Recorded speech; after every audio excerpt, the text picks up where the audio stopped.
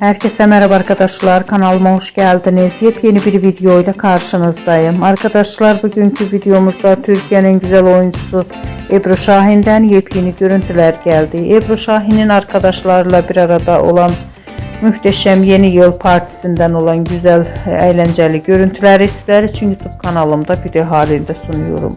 Umarım beğenirsiniz. Arkadaşlar, videomu beğendiyseniz kanalımı izlemeyi ve bildirim butonuna basmayı unutmayın. Şimdilik benden bu kadar olsun. Yeni videomuzda görüşmek üzere. Hoşça kalın.